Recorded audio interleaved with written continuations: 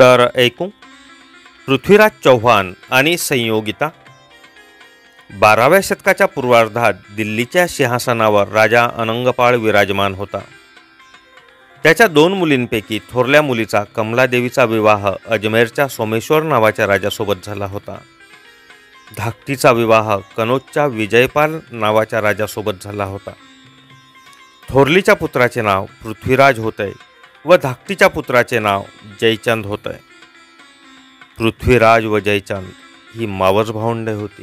लहानपणापासून देखणा, शूर, धाडसी आणि मनमिळाऊ स्वभावाचा पृथ्वीराज चौहान हा सर्वांनाच प्रिय होता. त्यातही तो राजा अनंगपाळाचा म्हणजेच आजोबांचा फारच लाडका होता. जयचंद हा स्वभावाने मत्सरी व हेकेखोर असल्यामुळे या मावस भावंडांचे स्वभाव एकमेकांपासून भिन्न होते.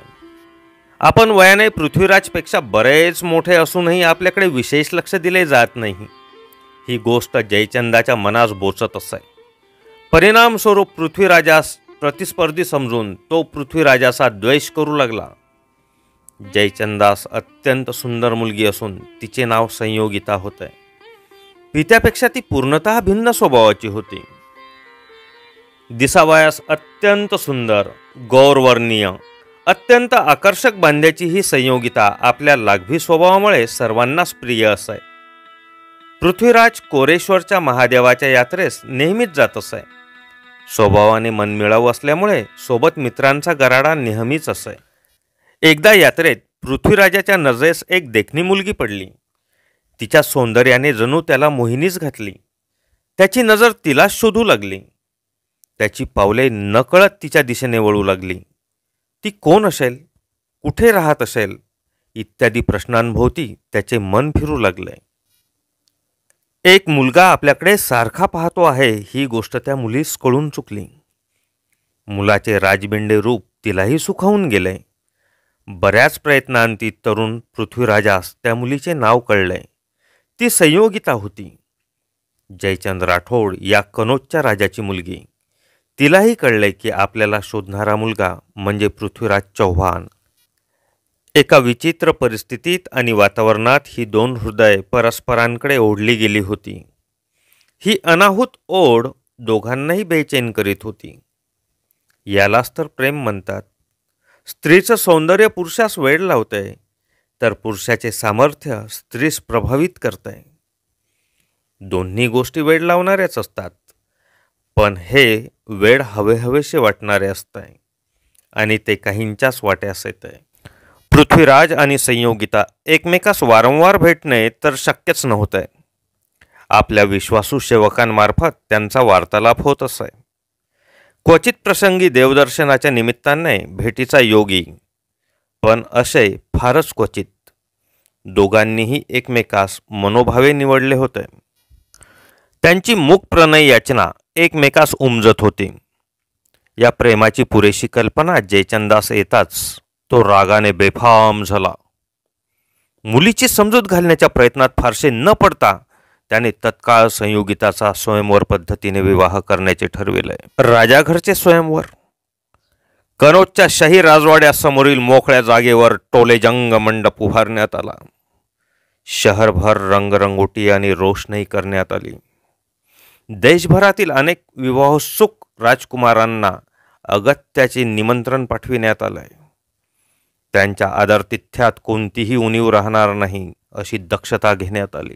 मंडपाच्या प्रवेशद्वारावर सर्व अतिथींचे स्वागत करताना दिसेल अशा नम्रतेने उभा असलेला एक पुतळा ठेवण्यात आला. हा द्वारपाल नतमस्तक होऊन अतिथींचे वंदन करीत होता. सर्व आमंत्रित या स्वयंवरात भाग घेण्यासाठी व नशिबाची लीला पाहण्यासाठी एकत्र आले होते. नामांकितांमध्ये पृथ्वीराज चौहान नव्हता, कारण त्याला आमंत्रणच देण्यात आले नव्हते. पण हुबेहूब पृथ्वीराज दिसेल असा तो पुतळा मात्र पृथ्वीराजाचे प्रतिनिधित्व एका सेवकाच्या रूपात करण्यासाठी द्वारपालाच्या भूमिकेत उभा होता. जाणीवपूर्वक त्या राजपूत राजास अपमानित करण्यासाठी ही योजना केली गेली होती.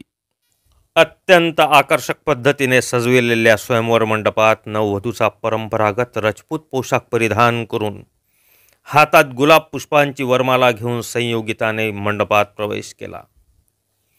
तिच्या आगमनासरशी तिथे स्थानापन्न असलेल्या विवाहोत्सुक राजांच्या हृदयांची धडधड वाढली.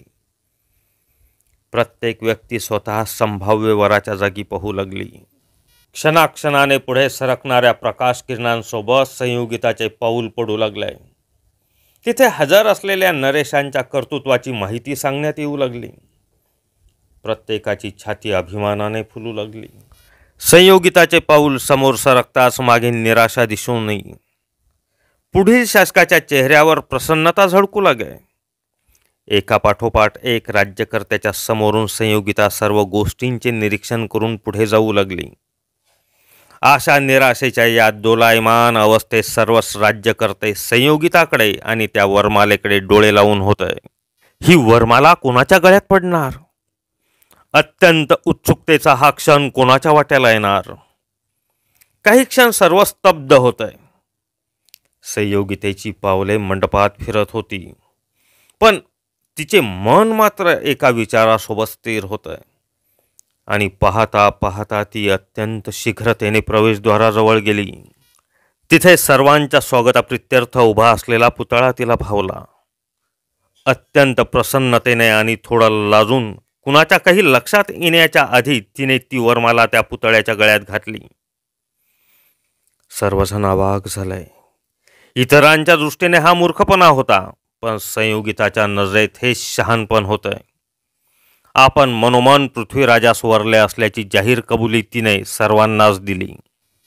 वेषांतर करून समोरच्या दोन प्रचंड वृक्षांच्या आधाराने लपून असलेला एक राजबिंडा तरुण क्षणात समोर आला. त्याने हाक घालताच त्याचा प्राणप्रिय अश्व तिथे आला. त्याने संयोगितास एका हाताने धरून घोड्यावर घेतले आणि घोडा वायुवेगाने अजमेरच्या दिशेने भरधाव सुटला. पृथ्वीराज आपल्या प्रेयस घोड्यावर सोबत घेऊन मंडपातून निघाला होता. कोणी विरोध केल्यास त्याची तलवार उत्तर देण्यास समर्थ होती. संयोगिता आपल्या प्रियतमाच्या भरदार छातीवर डोकं टेकवून व तिच्या कमरेभोवतालच्या त्याच्या एका हाताच्या मजबूत पकडीत आता निश्चिंत झाली होती. प्रत्यक्ष विवाह मंडपातून सर्वांसमक्ष पृथ्वीराजाने संयोगितास पळवून नेले. या कटू सत्याने सूडबुद्धीने पेटलेला जयचांद संधीची वाटच पाहत होता. तशी संधी लवकरच चालून आली. तराईच्या पहिल्या लढाईत पृथ्वीराजाकडून पराभूत झालेला मोहम्मद घोरी विषारी नागासारखा पुन्हा भारतात आला. पृथ्वीराजास हरविणे व भारतात मुसलमानी सत्ता बळकट करणे हे त्याचे मुख्य लक्ष होते. मोहम्मद घोरीस या क्षणी जयचंद राठोडची मदत मिळाली. तराईच्या दुसऱ्या लढाईत पृथ्वीराज पराभूत होऊन शत्रूच्या हातात सापडला. घोरीने त्याचे डोळे फोडून त्याची क्रूरपणे हत्या केली. झालेली शोकांतिका संयोगिता सहन होऊ शकली नाही. शत्रूच्या हाती लागून मानहानी होण्यापेक्षा मृत्यूस सामोर जाणे बरे असा विचार करून या शूर धाडसी राजपूत राणीने स्वतःस अग्नीस समर्पित केलाय. मध्य भारतातील इतिहासात पृथ्वीराज आणि संयोगिता ही प्रेम, त्याग आणि बलिदानाची कथा बनली. राजस्थानच्या इतिहासात आजही लोकसंगीतात ही कथा मोठ्या अभिमानाने व आदराने गायली जाते.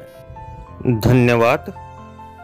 शेवटी एक नम्र निवेदन, चॅनलवर नवीन आला असाल किंवा अद्यापपर्यंत चॅनल सबस्क्राईब केले नसेल तर कृपया चॅनल सबस्क्राईब कराल ही आग्रहाची नम्र विनंती.